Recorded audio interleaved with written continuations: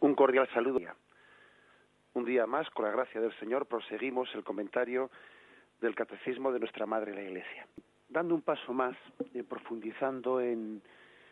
Dice que el Catecismo, un gran árbol, múltiples ramas, ese árbol de la vida consagrada nació de una semilla, esa semilla fue el propio Jesucristo, que es el gran consagrado, ¿no?, por antonomasia. Bien, el punto 14 de esa exhortación, Vita Consecrata, a la cual nos estamos refiriendo, ¿no? El punto 14 dice: el fundamento evangélico, o sea, el fundamento en el Evangelio de la vida consagrada se debe de buscar, o sea, ¿dónde encontramos en el Evangelio? Es el fundamento de la vida consagrada. ¿Dónde buscarlo? Dice el Papa. Hay que buscarlo en la especial relación que Jesús en su vida terrena estableció con algunos de sus discípulos, invitándoles no sólo a acoger el reino de Dios en la propia vida, sino a poner la propia existencia al servicio de esta causa, dejando todo, imitando de cerca su forma de vida, imitando de cerca su forma de vida. Ahí hay que, dice, encontrar, dice el Papa, ¿dónde encontrar en el Evangelio, no? Pues esa especie de primer semilla de la vida consagrada. Jesús tuvo a su alrededor pues un grupo de mujeres que le seguían más especialmente, tenía unos apóstoles especialmente adheridos a él, tenía otro grupo de de seguidores, pero que le seguían no de una manera tan estrecha, que no tenían una forma de vida tan íntima con Jesús. Es decir, había distintas formas, ¿no? Distintas formas, distintos grados en el seguimiento de Jesucristo. Y continúa este punto. Tal existencia cristiforme, es decir, conformándose a Jesucristo, propuesta a tantos bautizados a lo largo de la historia, es posible sólo desde una especial vocación y gracias a un don peculiar del Espíritu. En efecto, en ella la consagración bautismal los lleva a una respuesta radical en el seguimiento de Cristo. Fijaros que el Papa, para buscar un pasaje de la vida o un pasaje evangélico en el que se encuentre como reflejo de qué es la vida consagrada, qué quiere ser la vida consagrada, curiosamente echa mano del pasaje de la transfiguración. Es curioso, que el Papa, en esta exhortación apostólica sobre la vida consagrada, haya querido explicar qué es la vida consagrada desde el pasaje evangélico de la transfiguración. Dice él: en el Evangelio son muchas las palabras y gestos de Cristo que iluminan el sentido de esta especial vocación. Sin embargo, para captar una visión de conjunto, ayuda singularmente contemplar el rostro radiante de Cristo en el misterio de la transfiguración. La vida consagrada supone un subir al monte Tabor. Subir al monte, el monte es un lugar en los Evangelios, el monte en las Sagradas Escrituras es un lugar de la manifestación de la gloria de Dios, donde tienen lugar las teofanías, donde Dios se manifiesta.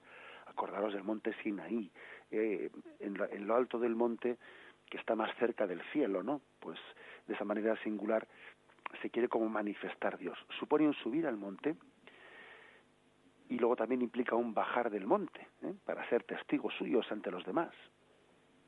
Allí en lo alto del monte, los discípulos, Pedro, Santiago y Juan, estuvieron como arrebatados, ¿no?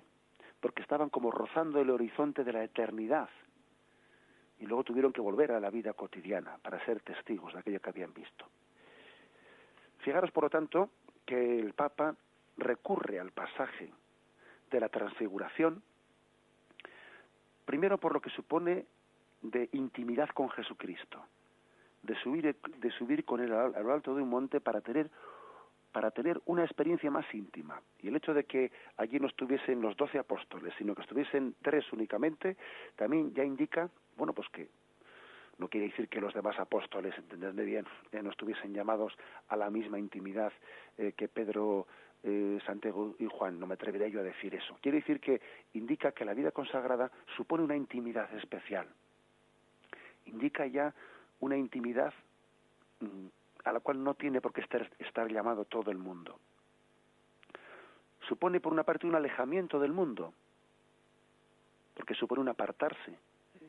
Es difícil llegar a tener un encuentro pues íntimo con el Señor en esta vida si no hay un cierto apartamiento, un cierto ir al desierto, un cierto ir a la cumbre del monte. Luego es verdad que eso, según las distintas vocaciones, se realiza de formas muy distintas, porque fijaros qué diferencia es pues la vida contemplativa, la vida de clausura, la vida de un eremita en el desierto, a los consagrados que viven plenamente insertados en el mundo.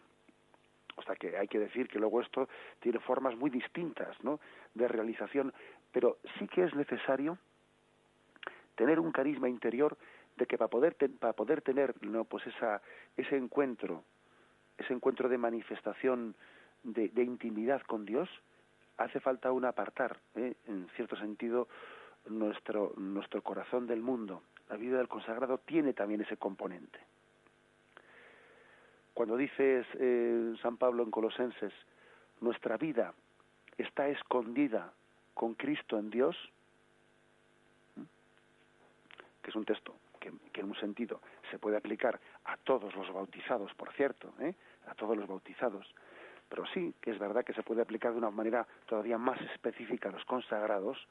Nuestra vida está escondida con Cristo en Dios, pues nos recuerda que es propio de la vocación del consagrado tener una cierta intimidad, una intimidad todavía superior, ¿no?, con Jesucristo.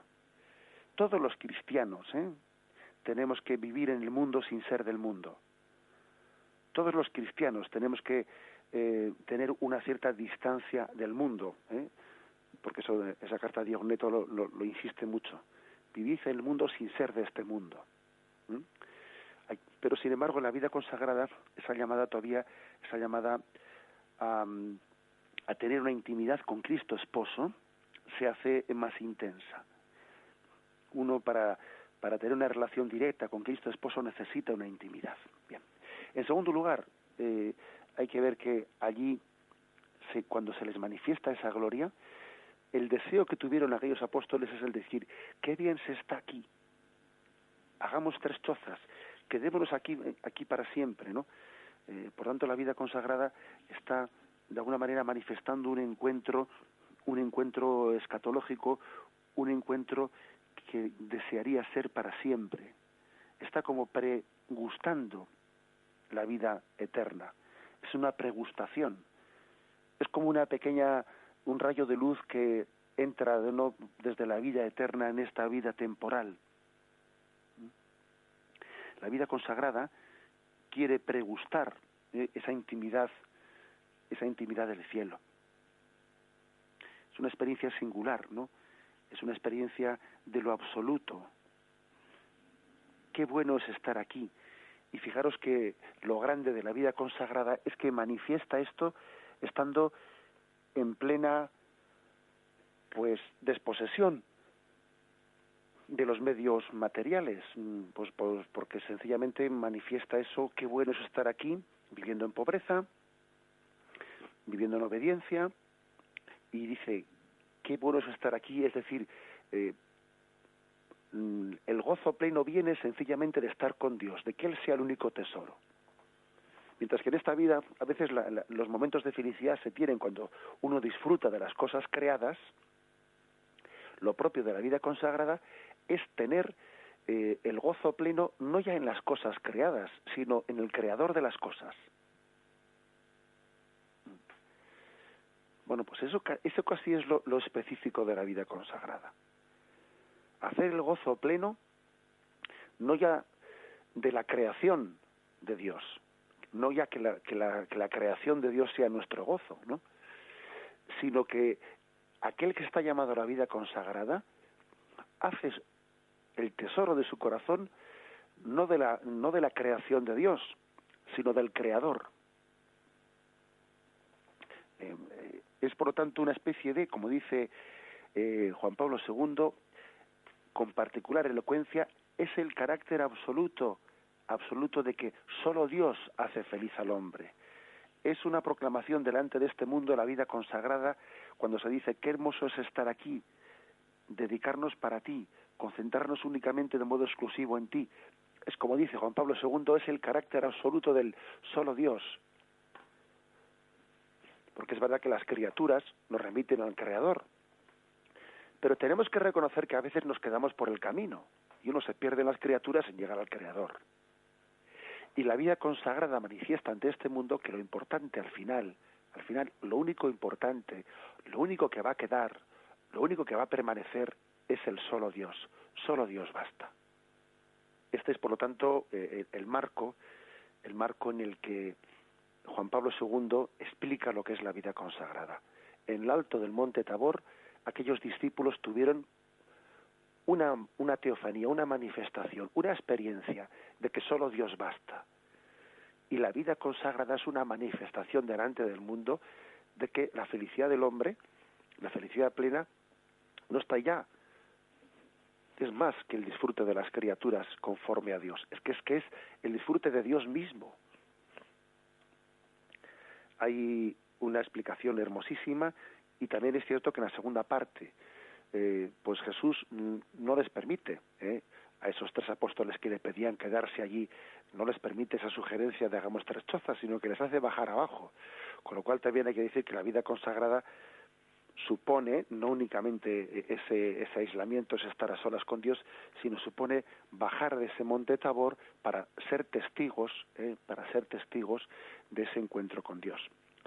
Lo hermoso es que como Moisés, cuando bajó del monte Sinaí, tenía un rostro que reflejaba la luz, ¿no?, de haberse encontrado con Dios, así también el consagrado debe de tener un rostro resplandeciente en el que trasluzca la experiencia de intimidad con Dios, con Cristo que ha tenido.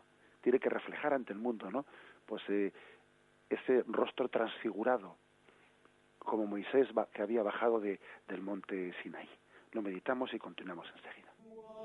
La bendición de Dios Todopoderoso, Padre, Hijo y Espíritu Santo, descienda sobre vosotros. Alabado sea Jesucristo.